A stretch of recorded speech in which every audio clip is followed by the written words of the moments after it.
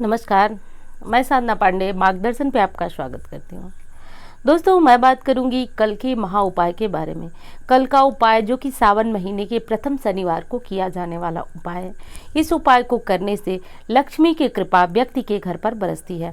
इस उपाय को कौन कर सकता है? तो यदि आप जीवन में बहुत ज़्यादा निराश है, यानी कि मेहनत बहुत ज़्यादा करते हैं, बहुत ज़्यादा आपको मेहनत करना पड़ता है और वही काम जो है बहुत लोग जो है आसानी से करके और उन्हें बहुत सारे पैसे मिलते हैं और आप जहाँ भी जाते हैं वहाँ लगता है कि लक्ष्मी आपका साथ पहले ही छोड़ देती हैं।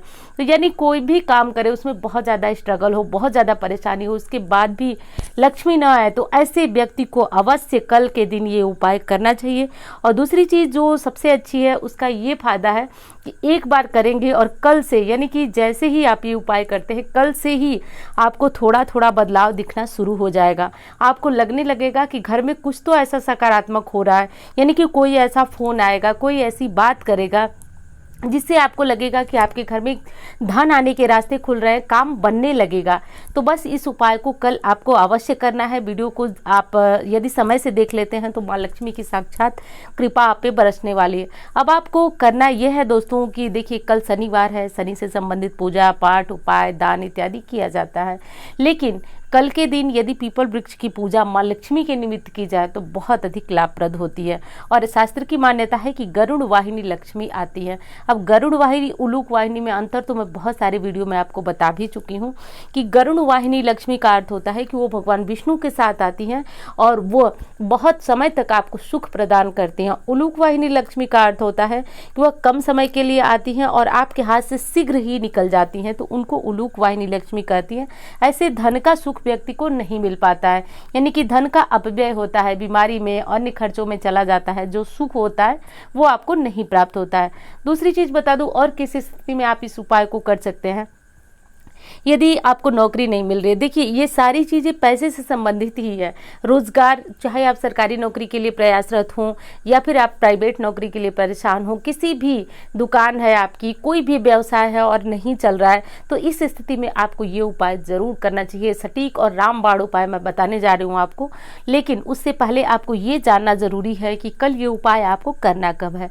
तो दोस्तों, कल जो है, कल पूरे दिन आप इस उपाय को कर सकते हैं, यानी कि सूर्योदय से लेकर के और सूर्यास्त तक आप इस उपाय को कर सकते हैं। सूर्यास्त के बाद ना करें, सूर्यास्त के पूर्व ही इस उपाय को कर ले। अब बता दूं मैं कि सावन महीना ही इतना श्रेष्ठ क्यों है, जब मैं ये उपाय आपको बता रही हूँ। आपके मन में ये बात चल रही होगी कि हर बार शनिवार आता है, हर बार ही क्यों नहीं हम कर लें इस उपाय को। तो देखिए, जब कोई उपाय आप शुभ मुहूर्त, शुभ समय में करते हैं तो उसका लाभ आपको 1000 गुना अधिक मिलता है। सावन महीना, जिसके नाम में ही सावन और पावन जुड़ा हुआ है, तो सावन महीना काफ़ी पवित्र महीना बताया जाता है। अगहन और कार्तिक के समान ही इस महीने को शुभ महीना माना जाता है। इस महीने में यदि हम कोई उपाय करते हैं तो जो आध्यात्मिक शक्तियाँ होती हैं वो भी हमारे साथ होती हैं और उस उपाय में चार चांद लगाने का काम कर देती हैं।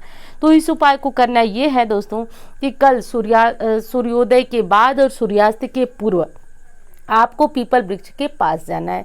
पीपल वृक्ष आप हमेशा पूजा पाठ करते होंगे, बातें भी अक्सर वीडियो में होती रहती हैं, लेकिन कल का उपाय थोड़ा सा अलग है। आपको इसी तरह पीपल वृक्ष के पास नहीं जाना है, बल्कि सुबह, यदि आप महिला हैं तो भी आप इस उपाय को कर सकती हैं, पुरुष हैं तो उपाय को कर सकती हैं, यदि मासिक धर्म के अंतर हैं तो नहीं कर सकती हैं, लेकिन आप चाहे तो अपनी देख रेख में दूर खड़े होकर के किसी से भी ये उपाय करा सकती हैं, क्योंकि मैं चाहती हूँ कि यदि कर्जा है, परेशानी है, तो इस उपाय को अवश्य आप करें।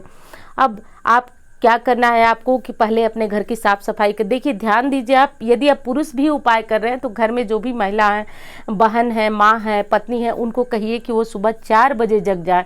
4 बजे जगने के बाद घर की जितनी साफ सफाई होती है वो कर ले। जरूरी नहीं है कि आप पोछा वगैरह सब लगा लें, झाड़ू का विशेष महत्व है, तो झाड़ू लगा लें और कचरा को बाहर फेंका है। कचरा बाहर फेंकने के बाद ध्यान रखिए कि घर के आपका जो मुख्य दरवाजा है वहाँ पानी डाल करके बहुत अच्छी तरह से झाड़ू से सफाई करें, धो दें, अपने घर के मुख्य दरवाजे को धो करके और जो भी स्वास्तिक वगैरह आपने बनाया हुआ है उसको एक मलमल के कपड़े से साफ करके पूरे दरवाजे को जितना हो सके अच्छी तरह से आप साफ कर दें। दरवाजे को साफ करने के बाद आपको क्या करना है कि थोड़ा सा यदि आप इस इत्र है तो उसको पानी मिला करके और स्प्रे बॉटल में डाल करके दरवाजे पे छिड़क सकते हैं, और नहीं छिड़क, पूजा करने के पहले आपको ये काम करना है। ध्यान रखिए अभी सूर्योदय नहीं हुआ है तभी आपको ये काम कर लेना है।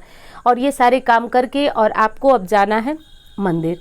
अब आप ये काम शाम को भी कर सकते हैं, लेकिन मंदिर जाने का काम आप सिर्फ शाम को करेंगे। साफ सफाई का जो काम मैं बताई हूँ सूर्योदय के पूर्व ही आपको कर लेना है। जितनी सफाई हो सके कर ले, उसके बाद स्नान वगैरह करके घर के मंदिर में अपने पूजा पाठ करें। पहले सूर्य नारायण को जल दें, फिर तुलसी माता की पूजा करें, घर के मंदिर में सफाई करें।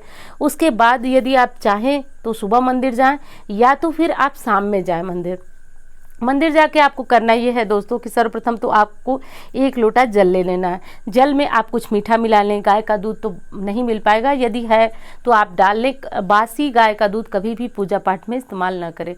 और ले जा करके आपको लक्ष्मी नारायण का यदि मंदिर है, वहाँ पीपल है तो ये उपाय करते हैं तो बहुत श्रेष्ठ है।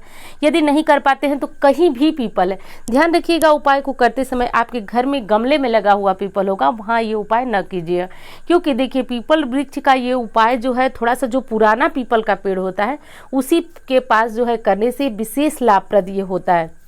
अब करना ये है आपको कि जो जल आप लेके गए हैं उसको डाल दीजिए, काली तिल ना मिलाइएगा, और डाल करके और वहाँ पे 7 परिक्रमा करनी है। 7 परिक्रमा आपको करनी है। विष्णु सहस्त्र नाम का एक श्लोक है, श्री राम राम रामेति रमे रामे मनोरमे सहस्त्र नाम तत्तुल्यम राम नाम वरानन।